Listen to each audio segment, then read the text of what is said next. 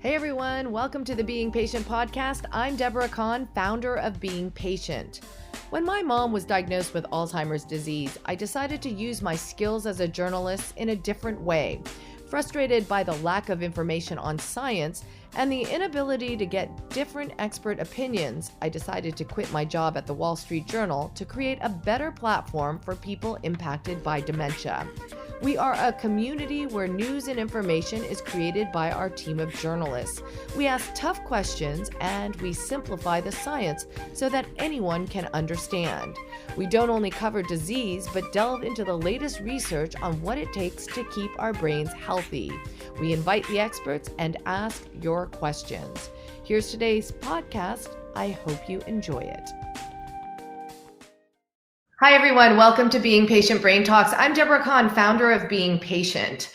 Well, if you're anything like me and have a loved one who has a neurodegenerative disease, you start to worry about your own memory and how well your brain is working. So today we thought we would take some time to really delve into whether or not we can make our brains better, stronger, and rehabilitate them if there is indeed a memory problem.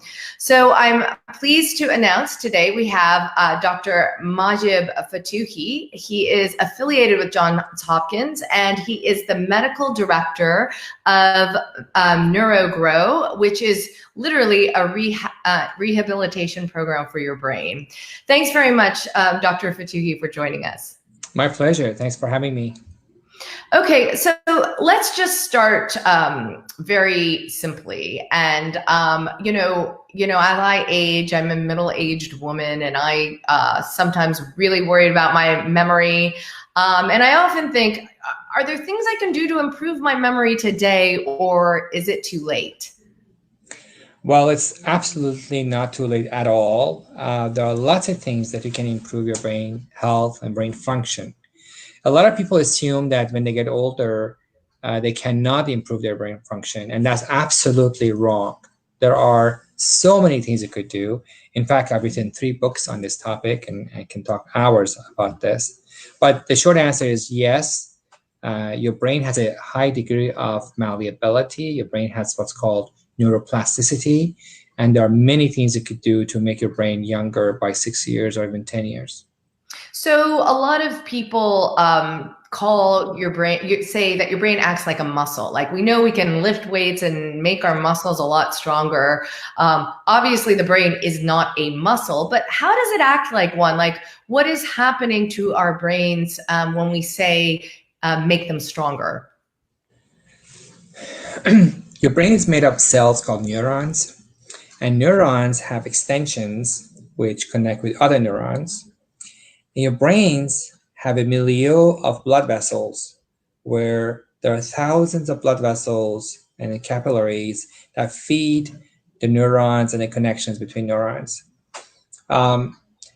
We know for a fact that there are many things that you can improve your brain function by, number one, increasing the number of neurons.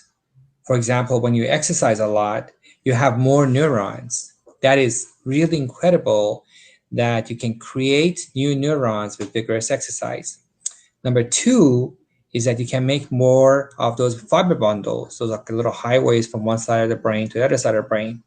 The more you use your brain, the more you solidify these connections between different parts of the brain. Number three is that you can have more synapses.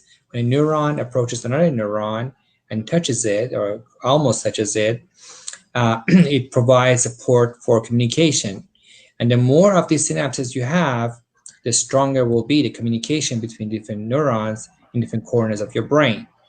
And needless to say, if you have a lot of synapses, you can think better, you can solve more problems, you can remember better. And number four is that you can have more blood vessels. The more you exercise or when you meditate, you actually create more of these branches of blood vessels which carry more oxygen and nutrients to your brain. So there are 4 ways that you can literally grow your brain and make your brain a healthier and stronger brain. And these things don't require years of work to get there. With our brain fitness program, which is a brain rehabilitation program, people achieve results with within 3 months. Okay, so obviously I want to hear more about the brain rehabilitation program, but I want to understand, and I've often wondered about this, when those changes are happening. I mean, I'm a runner, so I run every morning, and I've now interviewed enough scientists to know that I'm actually adding brain cells to my hippocampus with aerobic exercise, quite a consistent amount of aerobic exercise. Does that mean, though, when we say we're making our brains stronger, does that mean we're getting smarter? Does it just mean that our memory will be enhanced? What does it mean in terms of our behavior and how it manifests, inside and outside of our brains? All right, I just happen to have a brain handy. And okay, so your brain has different corners, different areas, and there's a part of the brain in front that's important for attention, concentration, and there's a part of the brain in the side which is important for memory. And you can work out these different brain areas just like you can work out different muscles. So if you were to improve your attention, Deborah, you can work on your frontal lobes. You can make your frontal lobes much stronger. And that's not exercise. Is that something else? So when you exercise, you increase blood flow and synapses and fiber bundles throughout your brain. So exercise is one of those things that is helpful for all brain areas. But if you had, for example, poor attention and you wanted to improve the attention parts of your brain, then you can focus on doing targeted brain games. So you can do brain games that challenge your attention and concentration. For example, you can memorize a deck of cards, or you can play brain games that require you to think fast, solve problems fast, and respond fast. If you have difficulty with navigation, for example, you can work on brain areas that are important for navigation. Your brain has different components, and different components of the brain are associated with different brain functions. And if you do targeted brain training, you could improve those specific parts of the brain. That's what we do here. For example, if somebody comes and we do a cognitive evaluation and we find that their memory is okay, but their processing speed is slow, which they perceive as memory problems. A lot of people call memory problems their brain problems, even though the specific cognitive domain that's affected may not be memory, maybe thinking slower. To them, thinking slower is memory problems. Because if they have to remember something, it will take them longer to remember it, so they call it a memory problem. So if you give someone the brain games to think faster, they will think faster and their memory will be better. Because there's a lot of controversy around brain games. You know, I've talked to people who say, oh yeah, certain games definitely work and certain don't. But like, as what you are saying, I can't help but think about, I've always thought I had an attention problem. I've always been ADD, and the way I deal with it is to run, and it improves my concentration immensely. So I can imagine that this is good for people all ages. So kids who maybe have attention problems, can you improve their memory function or their processing speed by using brain games? Yes. The problem with lack of sufficient evidence to support the idea that brain games are helpful has to do with the way we measure brain function. See, if you do a brain game that makes you think faster, and then you give someone a test of cognitive abilities that may or may not have a component for processing speed, you may not see results. Also, if you give him a test and the test has different component, and then you have a summary total number at the bottom, and you've done brain games and you haven't seen results, it's because the results you have produced has been diluted in the overall cognitive evaluation that was done. You see what I'm saying? It's like I work on your biceps and then I ask you to run and you don't run any faster. Well, we work on your biceps, and working the biceps is not going to necessarily improve your leg muscles. And that's what the problem is with lack of sufficient evidence in the literature to support brain games are good. You need to have targeted brain games for specific cognitive deficits people have. See, to me, Deborah, a big problem these days has to do with the fact that we don't measure cognitive function. We just talk about, oh, my brain is not working well. And whether if you do certain brain games or if you exercise or if you take certain supplements, whether or not your brain function has improved. But your brain is such a complex organ with so many functions, and unless you look specifically as to which part of the brain you were targeting to improve and which brain functions actually improve, then you won't see results. You need to be more targeted in terms of deficits and the results you're looking for. And yes, people who have attention problems as kids or as adults, if they do the kind of things we recommend, such as exercise, eating well, sleeping well, and getting targeted brain games, they will definitely improve. In the program that we published in our brain fitness program here, it's a 12 weeks of brain training, which people can do on their own. Nothing we do here is magical. I've outlined everything we do here in my book. And they're common sense things like, lifestyle modifications, brain training, sleeping well, things you've heard elsewhere. But you need to do it like you mean it. I guess, I think you are a kind of person who has that kind of lifestyle, who, because of all the things you've been reading about, what things are good for you and you do it. So we found that in our patient population of elderly in their 60s and 70s, 84% of patients had statistically significant improvements in their cognitive abilities. And the summary of the cognitive function improved significantly. 84% of elderly improved. And I think it has nothing to do with anything magical we do, other than the fact that we coach patients the same way you coach someone to play basketball better, to have better function here, to remember better, to think faster, to sleep better, and so forth. So the short answer is our brain has a lot of malleability. That malleability is present throughout life. That if you do targeted brain training in the setting of everything else, such as diet, exercise, sleep, you see results.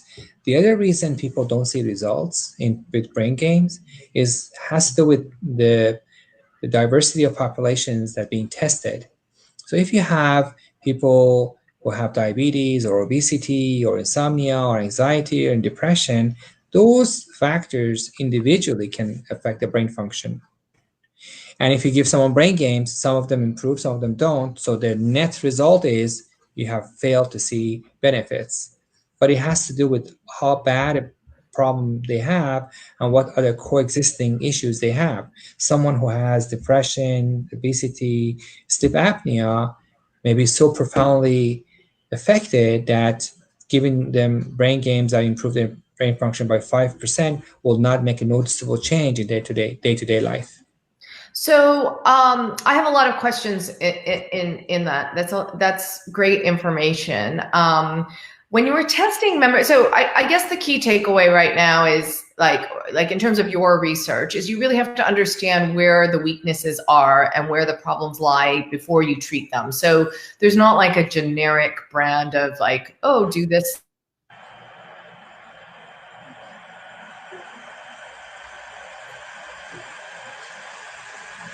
I lost you for a second. Oh, I'm sorry. Am I back? Repeat the last question. Okay, so I was saying the fact that you really have to analyze where the problems and the weaknesses are before you can actually come up with the right solution. Is that fair to say? So not all brain games are going to work for everybody. You have to understand where the weaknesses are. Exactly. And it has to be the right level of difficulty. Again, using the analogy with muscles, if you take 2-pound dumbbells and you do 20 dumbbells at 2 pounds, don't expect to see significant changes in your biceps. It has to be in the right amount of difficulty where you're challenged without being overwhelmed. So that's the other important factor in terms of brain games and brain training. So with your research, okay, it's been applied. I mean, is it Have you applied this to neurodegeneration? I mean, people with Alzheimer's or dementia. Is it too late for people who have neurodegeneration, or can you actually work against the disease to perhaps slow it down and improve your memory?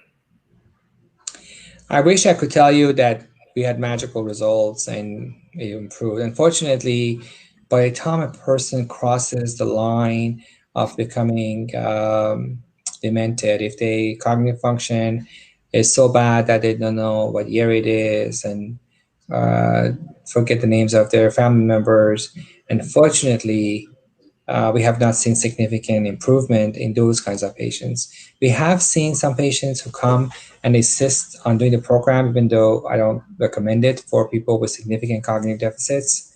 The results have been interesting in that we see patients become calmer, they smile better, they smile more, they sleep better. So there's some mild benefits from these sort of things for patients who already have significant cognitive deficits. But people who benefit the most are people in their 50s and 60s who have started to have cognitive deficits, who then do these sort of things in a coordinated fashion with close monitoring so that we can capture the improvements. So, can you give me an example, Dr. Fotuhi, of like if I came to you and let's say you said, "Oh, Deborah, you have attention problems or processing problems." What would you prescribe me? What does the brain rehab actually look like? Okay. So again, talking with you, I don't get the impression that you have any significant deficits. And we do have patients like you who come with concerns for Alzheimer's disease because their mom or dad has Alzheimer's disease. And we do a thorough cognitive evaluation.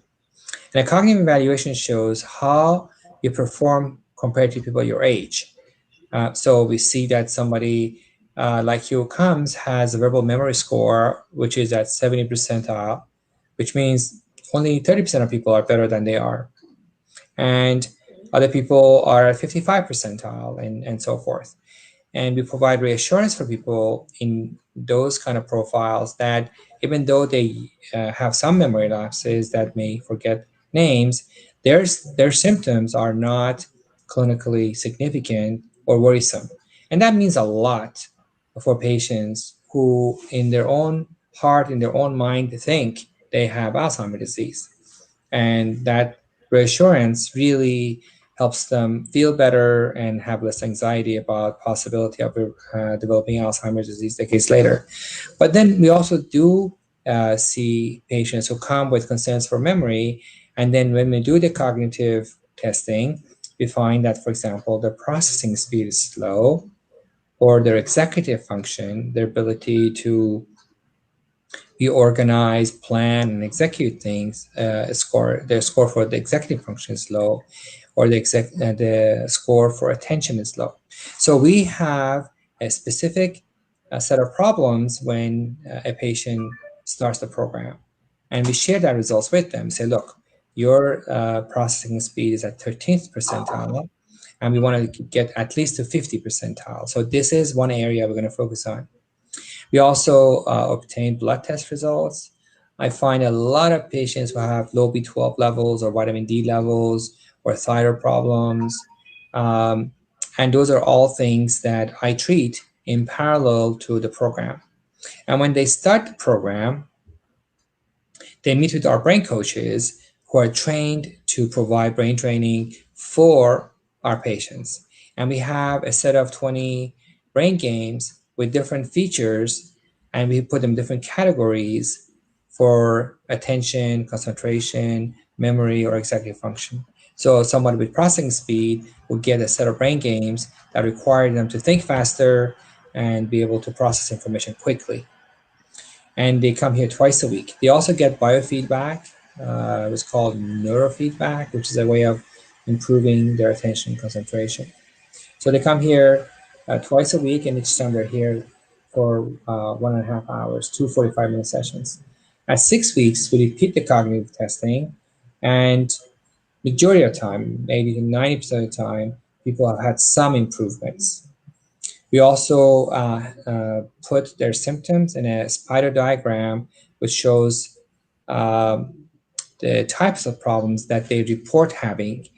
Some people report having problems with memory, attention, remembering names, navigation, different problems. So we have a full index of the symptoms they have, and we have objective measure of their cognitive function. So at 6 weeks, we compare results, and we expect that the severity and the frequency of the symptoms they have has improved, and we also see that their scores for specific cognitive domains have improved. And sometimes, their attention may improve from, let's say, 13 percentile to 42 percentile, and executive function has gone from, let's say, 20 to 26 percentile. So it looks like we need to focus on executive function a little bit more. So on the second part of the program, we repeat the whole thing, and by the time they finish, most of the time, 90% of the time at least, people have remarkable results. People say, "Oh my God, I feel better, I sleep better, I can think better." What I find so surprising, Deborah, is that again, we don't do anything magical. We provide targeted brain games, which people can do on their own. We encourage them to eat better, exercise more, sleep better, and we provide them with information about meditation, and all of them are fairly inexpensive and readily available. But what I find interesting is how people improve with significant changes in the cognitive test results. Like, not only they feel better, but the results show objective improvements. But is it much like lifting weights where you have to keep up the exercise, otherwise you're Yes. going to slide back to where you are? Yes. So it is. It is, So because the thing is, though, what has happened is I have seen a lot of patients who come, they do our program for 3 months, and I see them 3 or 6 months later, and the majority of the time their results are within 5% up and down from when they left here. And the reason is, when people start doing the kind of things that we teach them to do, they enjoy it so much that it becomes a part of their daily routine. I think, you have a daily routine of running and doing certain things. It takes a while for you to have a daily routine. For example, you don't smoke. I'm sure you don't smoke. Or how much you drink or you don't drink, or how much you spend with meditation, or how much you spend with socialization or things. But the things that you do as habits are things that you're convinced in your heart of hearts to be good for you, good or bad. And so what we do for our patients is that, because they come here twice a week for 12 weeks, and we show them evidence as to why these things improve the brain, they pick up new habits, but those habits become their part of daily routine, right. and they don't decline. I was just going to ask you if I could have just one vice. I like my red wine. I think what red wine is very good. I think I usually tell patients who have memory problems to stop drinking, because if you have memory problems, drinking is not good for you. Mm. But if somebody doesn't have memory problems and exercises and it does everything else right, then I think it's fine. I tell people you have to earn your glass of wine. Okay, got it. Okay, we have some questions coming in. One viewer is asking, how long do the results last for before, but I think you've kind of answered that. You just have to keep going, right? You have to keep exercising. What I find interesting is that when patients improve, they're so thrilled with the results that they stick with the new habits they have formed. For example, we encourage people to do some kind of brain games, whether it's Sudoku or something. And there are so many free brain games online these days. One is called like elevate.com, or there are many of them that are even free. Or just try to figure things out, like if the microwave is broken, or if something in the garage is not working, work on it. Right. And so as long as you sustain that level of curiosity, and you exercise and you eat right, your brain will continue to improve further and further. My goal for getting older is to have a better memory every year. So I'm 57 now. I want to have a better brain at 58, and I want to be sharper when I'm 60. Okay, so that's another question that's been asked is how much of a difference does age make in the success of rehab? So as we age, our memories tend to get worse. So is it harder? Is it just like kind of maybe exercise, riding up that hill on your bike isn't quite as easy in your 50s as it was in your 40s? Is it the same? Yes. The short answer is yes. Again, we analyzed the data from our patients who are 60s to early 80s, and we saw the best results for patients who had milder problems and they were younger. So a 63-year-old who had a 30% decline in their memory and a 40% decline in their processing speed had much better results after 3 months than an 84-year-old who would have 80% decline in their memory and a 90% decline in their processing speed. I think the best time to invigorate your brain and have new habits, if you don't have it already, is in your 40s and 50s. Mm-hmm. But it's never too late. I had a patient who was 79 years old, and she memorized a list of 100 words. And so we do have patients who are older. They may require more than 3 months, but their brain has plasticity and they may need to have more patience to get to where they want to be. It's not that they can't, it just takes more effort. Right. Okay. And a follow up to that, and this is kind of what I have. I'm wondering how many people have you put through this program? How much data do you have? Number one, and number two, as a follow up, this same person is asking, are these results observed only within the game, or do you have some proof of generalization of the results? So how much data is behind all this? How many patients have you put through this? How much is really tested?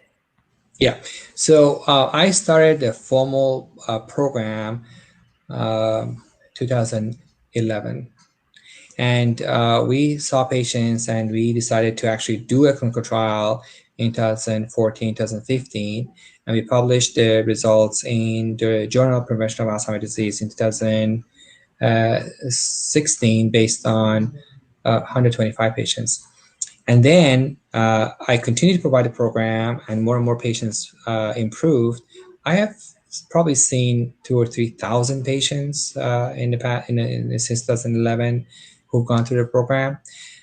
We have hardly ever seen anyone who did not improve. I mean, that's something that I can tell you from my clinical experience. But what we decided to do is to see if this program also helps with patients who have traumatic brain injury.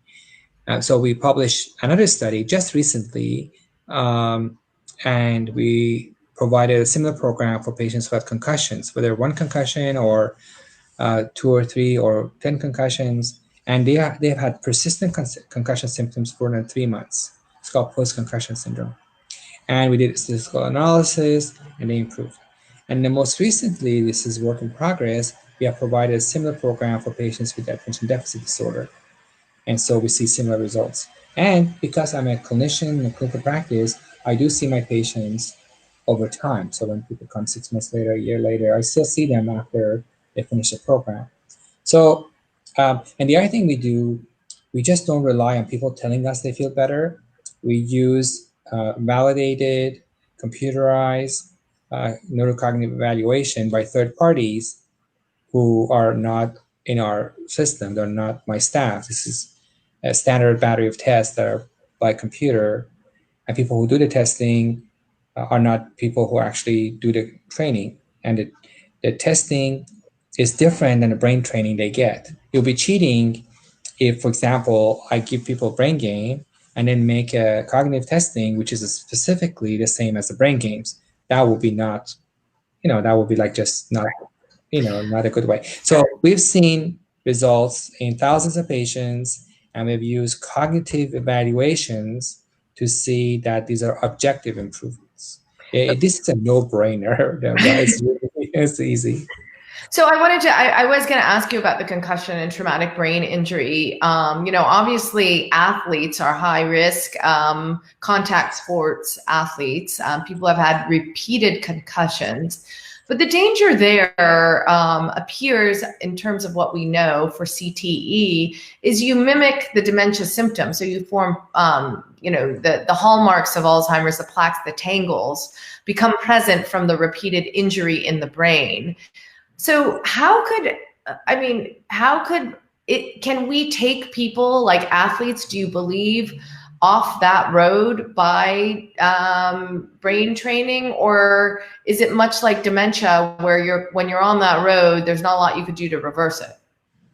Yes, what you just last said is correct. It's a spectrum of symptoms and brain injury. If you have two brain injury, playing hockey is one thing. If you've been knocked out 5,000 times, playing football and getting hit left and right throughout your life, that's a different story. We have seen patients who had traumatic brain injury and have symptoms, and we see them, but these are not the same as people who have CTE. Unfortunately, by the time a person has such severe cognitive and behavioral emotional symptoms to qualify to sort of diagnose of cognitive CTE, chronic traumatic encephalopathy, we can't help. So we do have some football players, retired football players, who have dementia issues, and I take care of them. I'm a clinician. I do take care of them. We take care of their sleep. We take care of their behavioral problems. But unfortunately, there comes a point where the amount of results you get with not only brain training, but diet, exercise, sleep, meditation, and brain training may not see significant results in a short period of time. I don't think it's ever hopeless. I think that there's always a little help, but you want to see results that are quite apparent within months. If something takes 2 years and you have 5% improvement, it's really hard to justify the resources needed to provide that kind of treatment for people. But if it's free and nobody is complaining, then I always help everybody. Well, it's also just knowing that there are things that we can do for our brains, and on a very small scale. I mean, I've talked about my running before. When I don't run, I'm completely off task. So I can feel that connection between physical exercise and my brain. I think the hardest part about our brains, of course, is that you don't see the changes. It's not like lifting weights where you see the muscles changing. But to a certain extent, we can definitely feel them. Well, actually, I'm sorry to interrupt you. So we did MRIs because we wanted to know whether these interventions do make a change in the volume of the brain. As you know, the hippocampus is almost the size of your thumb. You have one on the right, one on the left, and this is the part of the brain that shrinks the most with aging, and this is the part of the brain that causes memory problems.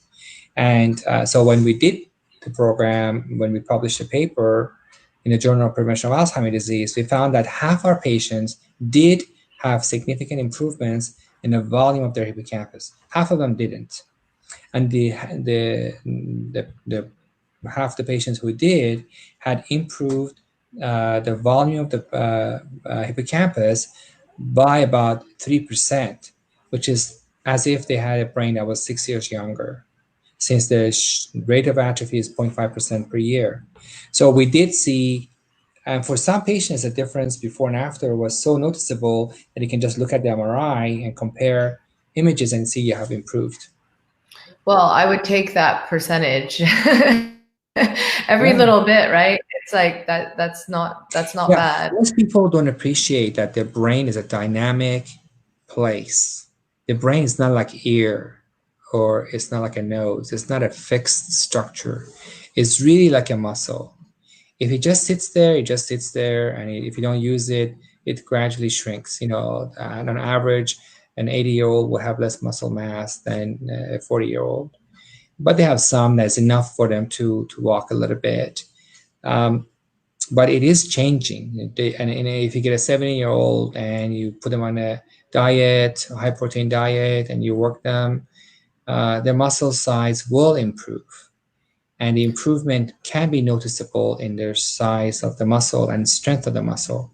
It's exactly the same. In fact, I feel that brain training and see results with neuroplasticity is easier than the muscles. Yeah. Your brain has an amazing amount of malleability. Okay, well, thank you so much, Dr. Fotuhi. If people want to know more about NeuroGrow, where should they go? I assume you have a website. Yes, we do have a website called neurogrow.com. I And have you've a also lot of, written books. What's the name of your book that we should read if we want to understand the brain? Is um, it yeah, the most recent book I have published is Boost Your Brain, and it's available on Amazon and elsewhere. I also have a lot of public lectures that have been taped and are available on YouTube. So if somebody wants to just watch some of my videos, they're available. And we also have a website, and in it has a lot of information about the things we talked about. And I have a blog, and I have a Twitter account. So okay? Well, we know where to get you. So thank you so much for sharing your information. I'm definitely thinking about all the brain games that I can do to help my brain. And please keep us abreast of your research. We hugely respect science that is also focused on health and how we maintain our brain health. And the fact that you have seen so many patients and have published studies is great. So thank you so much for joining us. my pleasure, baby. So for more on these brain talks, we always post them on beingpatient.com. If there's an area that you want to know about, what we want to do is bring the experts to you so they can address your questions as well. If you haven't done so far, please sign up for our newsletter on beingpatient.com. We'll keep you abreast of upcoming talks. Thanks very much for joining us. Well, I hope you enjoyed today's podcast. For more information on upcoming interviews, don't forget to sign up for our newsletter at beingpatient.com. That's beingpatient.com. And send us any feedback you may have, whether it's someone you want us to interview or any comment about our podcast series. You can do so by emailing info@beingpatient.com. Thanks for listening, everyone. I'm Deborah Kahn.